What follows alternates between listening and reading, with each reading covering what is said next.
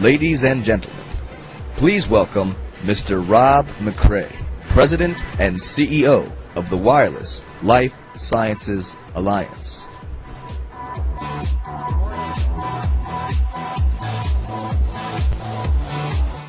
Well, thank you. I'll be here briefly right now and then back in just a few minutes. We're going to shift gears here for the next hour and 10 minutes or so and move to a really central issue in mobile and connected health, and that's the interaction of human beings as humans, not as patients necessarily, with machines and computers and knowledge that is derived from them. So first we're going to have a short talk from Dr. Harry Greenspun, and he's well positioned to do this because he is a physician. He's been chief medical officer of two very significant technology companies, and he's now a senior advisor for healthcare transformation and technology at the Deloitte Center for Health Solutions. So first, please welcome Harry Greenspun.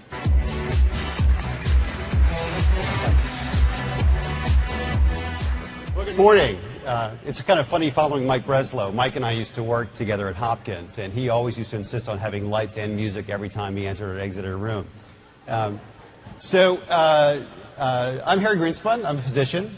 Started life as a cardiac anesthesiologist and got involved in health IT a long time ago. I'm now with the Deloitte Center for Health Solutions, where we are sort of the research arm of Deloitte, looking at a lot of healthcare issues. I put out, I think I even have it here. Let me see. I put out a paper the other day. Let's see if that's the right thing. Yeah, there it is. Talking about consumerism and mobile, which is available on our website. Let's find the actual thing here. There you go. Info brief that we did to help people understand broad context. But we've had such great speakers here on so many different topics. I want to focus on three very specific areas. I want to talk about innovation. I want to talk about quality, consumers' perception of quality. And the last thing I want to talk about is privacy and security, because we've been dancing around this for the last couple of days, and a lot of the speakers, and I want to sort of give a particular take on that. Let's talk about innovation first. We've got such cool stuff on our phones these days. And, you know, I'm a wired up guy. I've got everything, right? I've got, I got a thing on my wrist here. I got a wireless heart rate monitor. I got a rectal probe. I got everything going.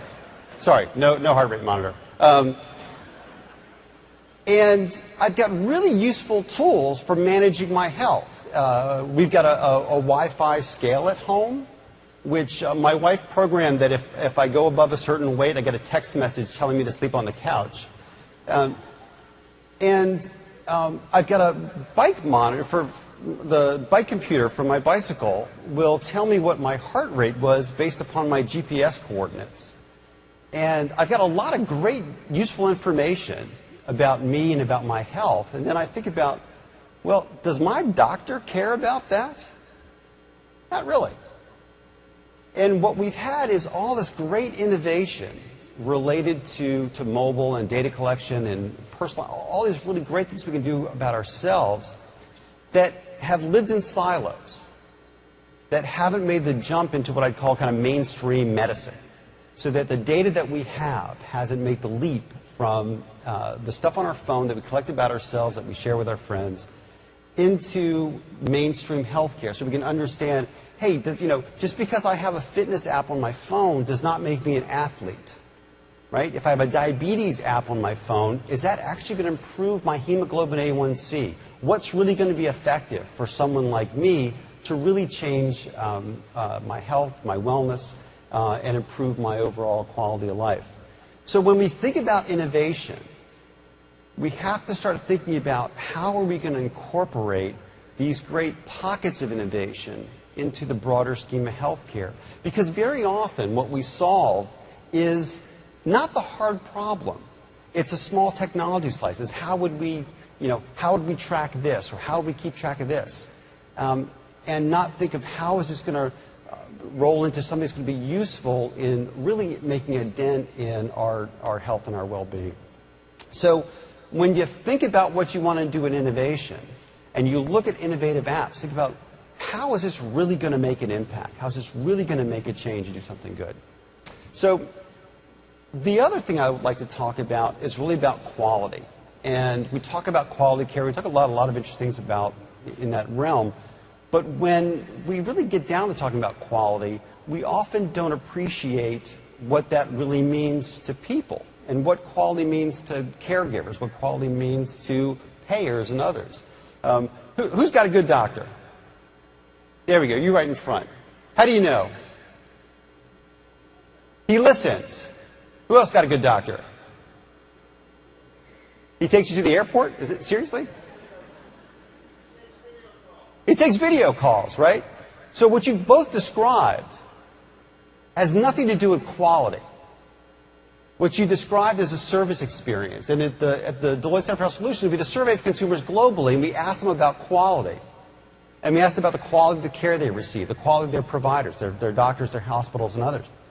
And everything that we got back was related to the service experience and not to quality of care, not to outcomes. No one's saying, my doctor's great because I know that I have all of my recommended preventative care.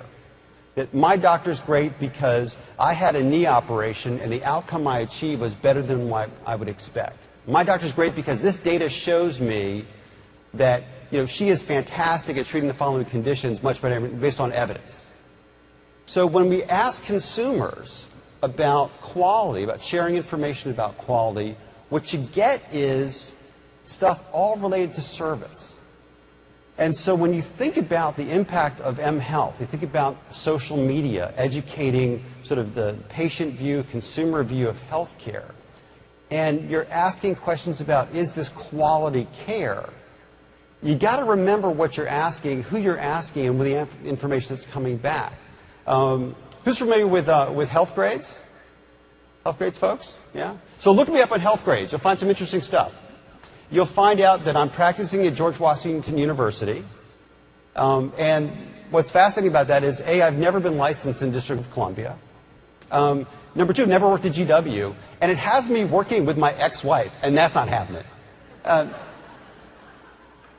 And when you look at the ratings of physicians on any other sort of social media site, you see the quality ratings of physicians. And we need to understand is, what are we actually rating? Because we have quality data. Who's from New York? Any New Yorkers here? The New Yorkers have awesome stuff in terms of heart surgery, for cardiac and cardiac surgery. You guys familiar with the database you have? You can look up an individual provider and find out, risk-adjusted, the quality of their care. Have you seen this? Anybody? Bueller? Yeah? Who likes Dr. Oz? Ladies? All right.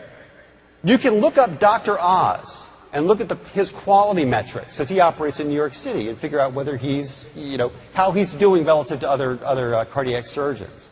Now it's interesting, this data has been around a long time. Remember when Bill Clinton needed heart surgery? He went to Columbia Presbyterian Hospital. Do you know what the quality metrics of Columbia at the time were? Better or worse? Anybody? Shout it out. Worse. How much worse?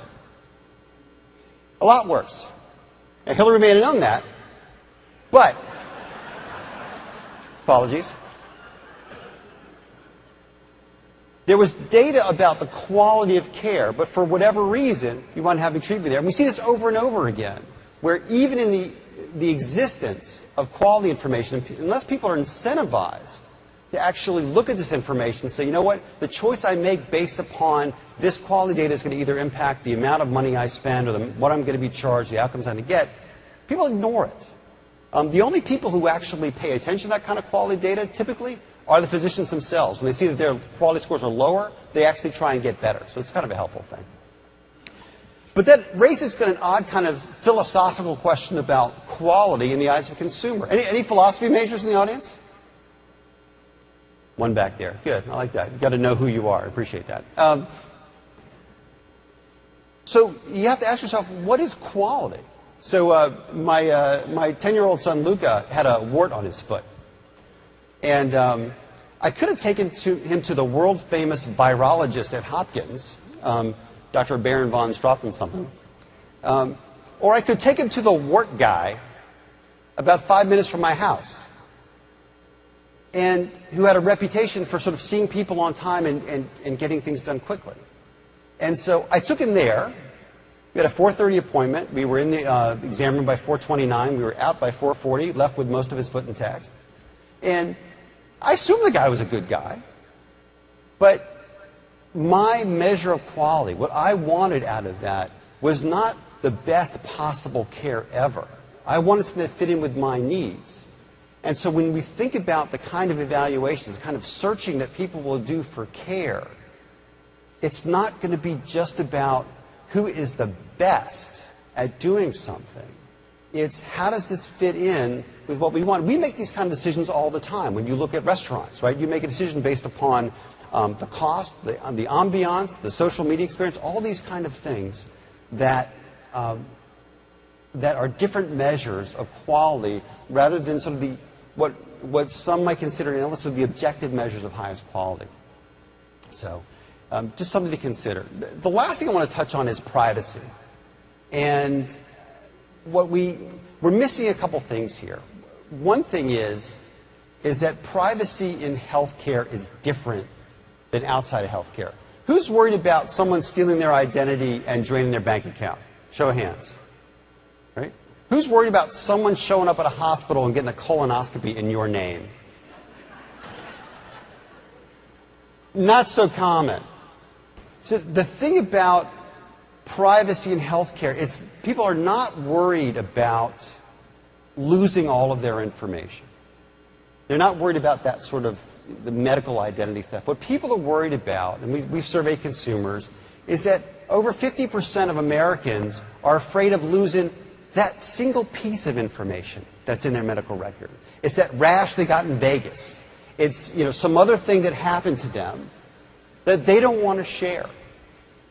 Because a lot of judgments happen related to that. I've told the story, so I'll share it with you. Anyone know what Thorazine is? What is it?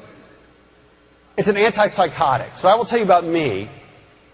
I am allergic to Thorazine. Let that marinate for a second. Okay? Thank you for your compassion up front. So I, as a physician, if I saw a patient coming in who had allergy to Thorazine, and who's allergic to something, you've seen your chart, right? It has like penicillin, something, it's like highlighted on the front. You've seen this, yes? Yeah. I'm hearing my echo, telling myself, yeah. So easy to agree with myself. If I see Thorazine, I'm going to talk very softly. I'm not going to sneak up on you with any big needles. But I'm not going to ask a lot of questions. And doctors do this all the time. And other people do this all the time. And did anyone know what else Thorazine is used for? Hiccups, there. So I had intractable hiccups when I was in college. 4 days. Couldn't eat, couldn't sleep. I was miserable. Right? Unbelievably bad. They gave me Thorazine. I was better. But then I got a rash. Now, how do you think I feel walking up to any pharmacist, clerk, right? When I'm picking up a prescription and having the person go, hello. Right? I don't want that. I want some control over my information.